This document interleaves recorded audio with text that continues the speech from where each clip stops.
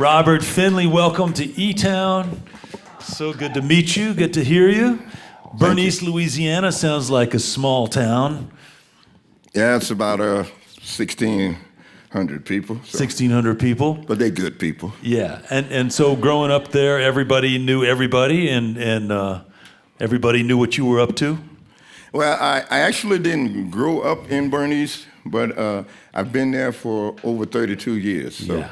It's more closer to home. I've been there longer than I've been anywhere else in the world. So. Yeah.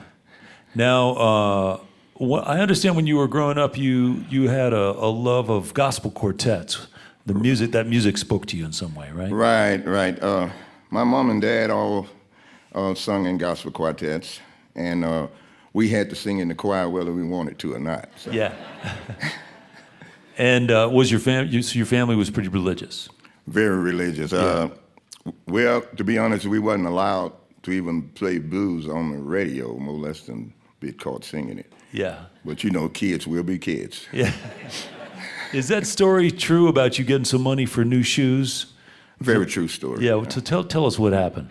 Well, I had helped my dad do a little job, and he decided to pay me, and he said, "Don't waste your money on candy and cookies."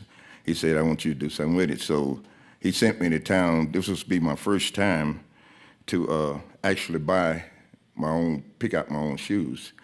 But before I got to the shoe store, I had to pass by was a white auto store, and they had a beautiful guitar in there one.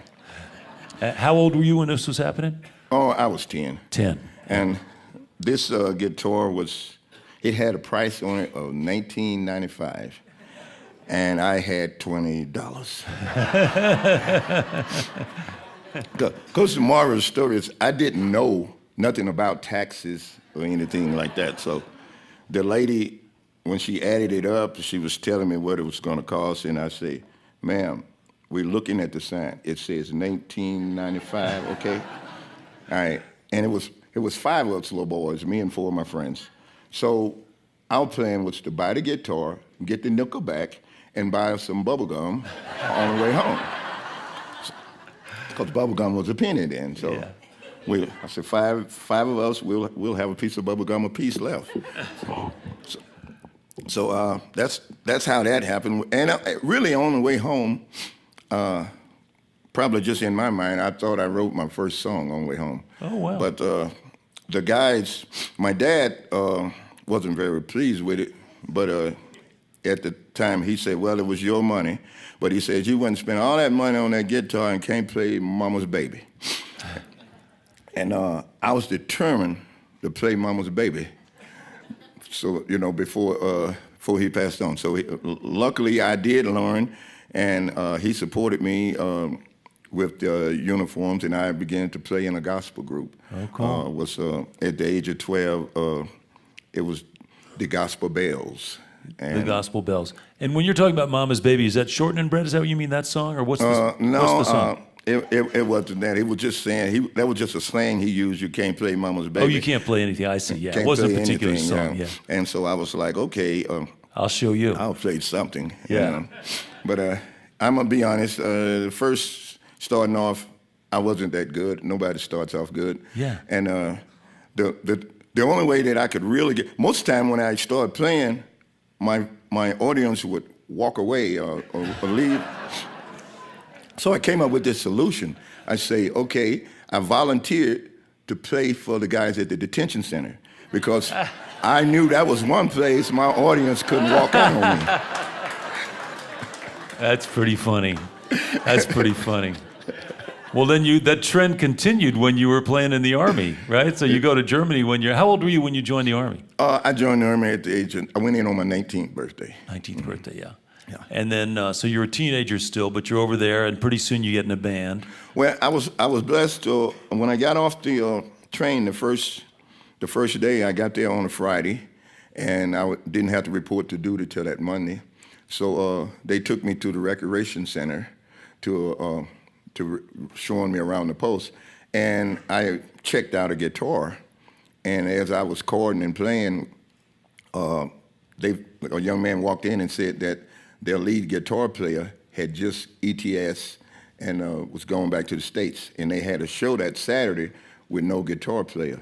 And so I'm like, well, I don't know y'all songs. And they said, well, we're just going to play and bag you. So that's what made me become in charge, because I didn't know their songs, but the band was good enough to bag me. Oh, wow.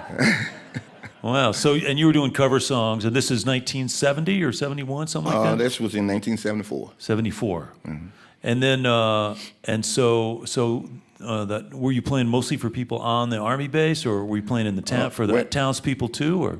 Well, this was a what they call a company picnic. So the whole battalion was there, town people and military. So it was a great chance to meet everybody the first day. Yeah. And then after that, you go back home to Louisiana, and it's tough to keep a band together and find enough work and so on, right? Yeah. See, in the military, it was real easy, because if a guy had orders to be at rehearsal at 6 o'clock, if he's not there, he's AWOL, and which came out of his check.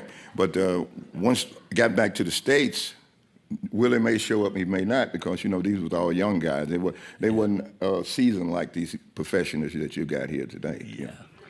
Well, I'm just trying to imagine. So you put it aside, and you went into being a carpenter and building houses, right? Right. What I did, I put the R&B on the back burner, and I started playing for the local churches every Sunday, and so that I would stay in shape. Yeah.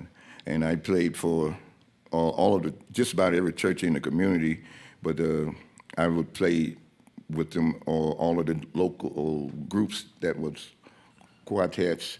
And later on, I got introduced to the Arnie Miles show, which was a TV show later on, and he was one of the longest-running TV shows that KNOE had. Oh, cool. And I think he ran for about 35 years. Wow. But during the last 10 years of his career, me and him got really tight, and I started to be a regular on the show, and also he allowed me to be a talent scout for his show. Oh, that's great. So you were keeping your hand in it, but still working a day job. I had to work the day job. Yeah. And the greatest thing about now, I worked all the day and night, and the money that was made was just for a good weekend, and now, thanks to God, everything is turning completely around. Where I used to spend all my money in one night partying, now I party for a living.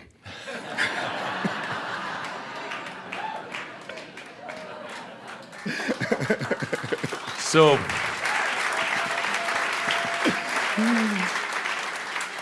and let me ask you, how long ago did you start losing your sight? And I understand that's what kept you from keeping the day job, right? Right. When it's been about 2.5 years now, close to 3 years.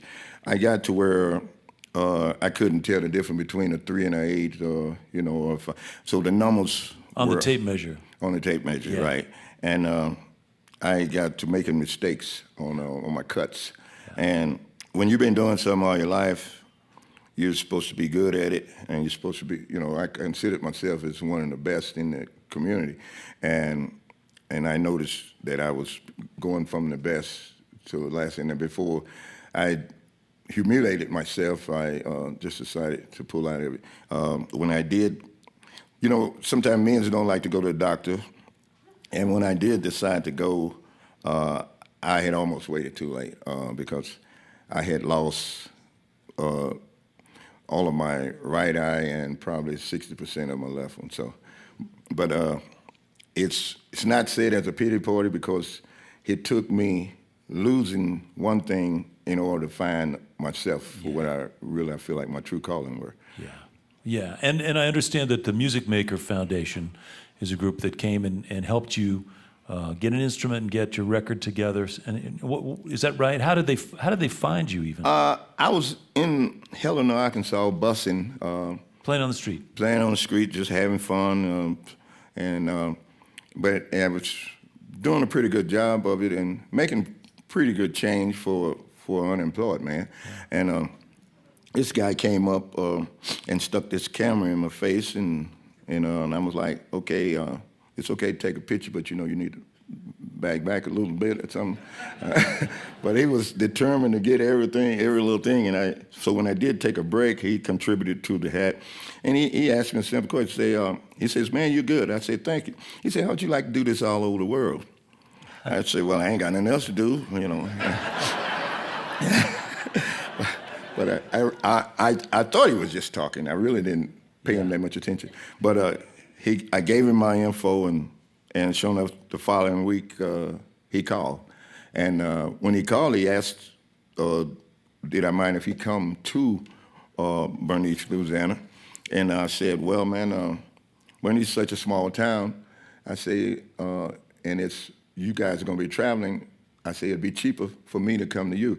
But to be honest, I had to go to him to make sure everything was legit, you know, because there's so many con artists out in, you know. So when I drove up to the office, and I saw the big sign and the big guitars, and then I went inside and I started to see all the people that they had helped in the posters and stuff that they were doing.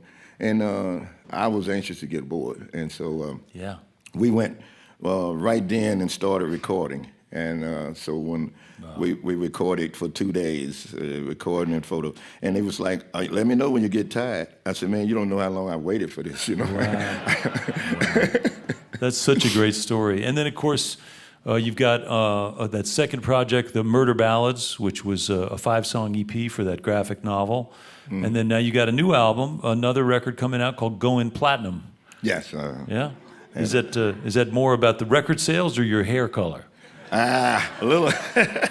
Well, the musicians that we had played for some of the best of the best. Some of the guys in the studio had played back with Elvis Presley, B.B. King, Bobby, everybody that I had, all of my idols, they had played for them.